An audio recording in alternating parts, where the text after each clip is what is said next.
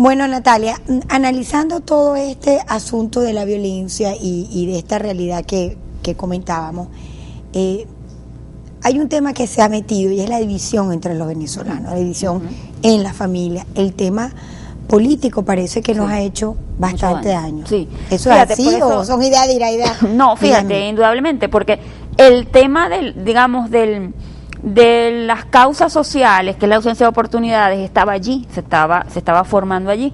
Ahora hay un tema que encima se junta a eso y lo empeora, que es el tema de un discurso político, digamos, conflictivo. Es decir, los venezolanos no habíamos tenido desde la dinámica de poder un discurso que todo el tiempo nos estuviera diciendo: mira, la culpa de tu situación es de fulano, la culpa de tu situación es del otro, la culpa de tu situación es de tu vecino, la culpa de tu situación es Más no es tu culpa. Entonces, no, claro. Tú eres una víctima de las circunstancias. Sí, o peor, no es mi culpa. Es decir, fíjate que es echarle la culpa a otro que está en tu contexto para que tú no te des cuenta que la mayor responsabilidad es del gobierno. Es decir, la mayor responsabilidad. La responsabilidad en el tema de la seguridad en las sociedades modernas no es simétrica. Es decir, la responsabilidad no es igual del ciudadano que del gobierno, que es el Estado moderno surge y nace precisamente para hacer uso de la violencia en forma legítima para que las personas no se maten entre ellas. Correcto. Entonces, indudablemente, la responsabilidad no es simétrica, es totalmente asimétrica en el tema de la inseguridad, y eso es así en la sociedad moderna. Cuando uno revisa y mira, Natalia, por ejemplo, que en este gobierno se han hecho 19 planes de seguridad, 14 años de gobierno y 19 planes de seguridad. Y ahora pues andan con el asunto del ejército en la calle, pero no bajan de 10 ni de 15 los muertos en el fin de semana. No bajan. Hubo un solo fin de semana que lo celebramos y que deseamos de verdad que las políticas hubieran hecho efecto para que se mantuviera. Pero entonces uno se pregunta, ¿es que son los planes, o es la política, o es la dirección, o es la inversión, o es la impunidad? Fíjate. El tema de las acciones directas, inmediatas, que tienen que ver con la impunidad, por supuesto que es un tema fundamental. Quienes han estudiado y han desarrollado todas las políticas necesarias de seguridad, lo primero que te dicen, hay muchas cosas que hacer, pero una de las primeras, en los 3 primeros meses, que si quisiera hacerse, se haría, es el tema de variar digamos, esos porcentajes de impunidad que existen en el país. Es decir, de tanto delito que se comete, solamente se castiga solamente un 20%. Es decir, eso no puede ser. No puede ser, ¿por qué? Por una cosa elemental de la sociología clásica. La sociología clásica te dice, las personas se portan bien si cuando se portan mal las castigan. Claro. Es decir, eso fue lo primero que dijo el clásico de la sociología, el padre de la sociología moderna.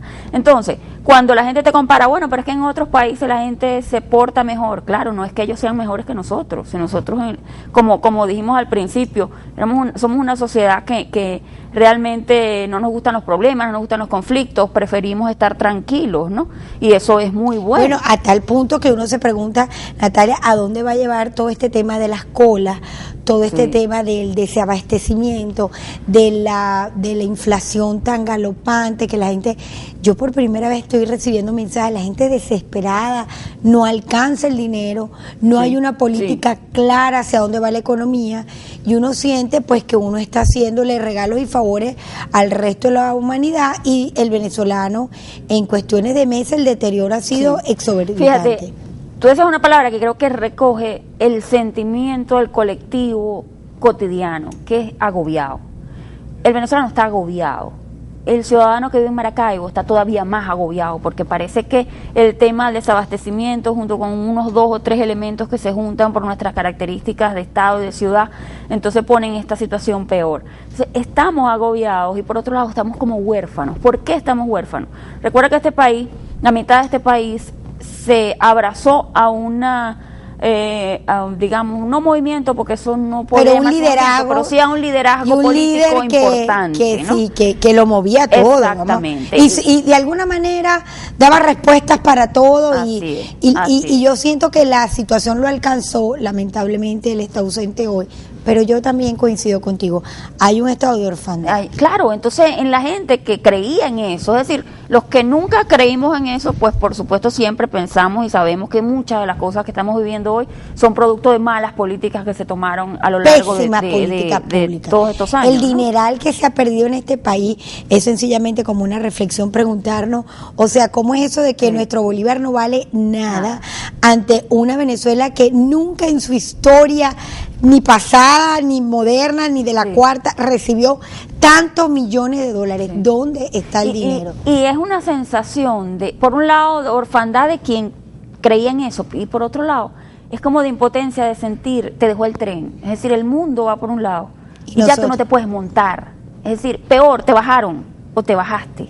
Es decir, es peor porque el venezolano siempre en los 70 pues pensaba que era, bueno, esto éramos era la maravilla, la éramos referencia en tema de infraestructura, de arquitectura. La ciudad de Caracas siempre fue como, digamos, el ícono de la modernidad si la comparabas con Lima, si la comparabas con Bogotá, si la comparabas con Bolivia, con Perú. Entonces, y ahora compara el aeropuerto de Maiquetía, compáralo con esos aeropuertos, con El Dorado, compáralo con los aeropuertos internacionales de las capitales latinoamericanas, y para que sientas cómo efectivamente te dejó el tren.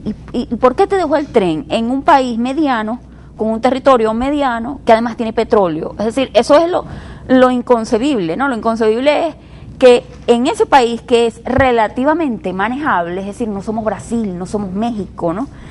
Manejable en términos territoriales también, y con ventajas comparativas tan importantes que tienen que ver, por supuesto, con algo que sale de la tierra, que nadie produce, pero que está allí y que pudo haber sido usado para elevar nuestra calidad de vida.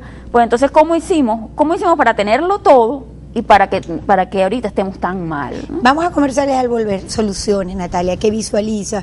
Si a ti te tuvieran en el tren ministerial del presidente Nicolás, ¿qué recomendaría? Sobre todo que la pregunta que nos hacemos, ¿a dónde vamos? ¿Qué podemos hacer para recomponer el camino que no puede seguirse andando así? Ya venimos con más, no se retiren.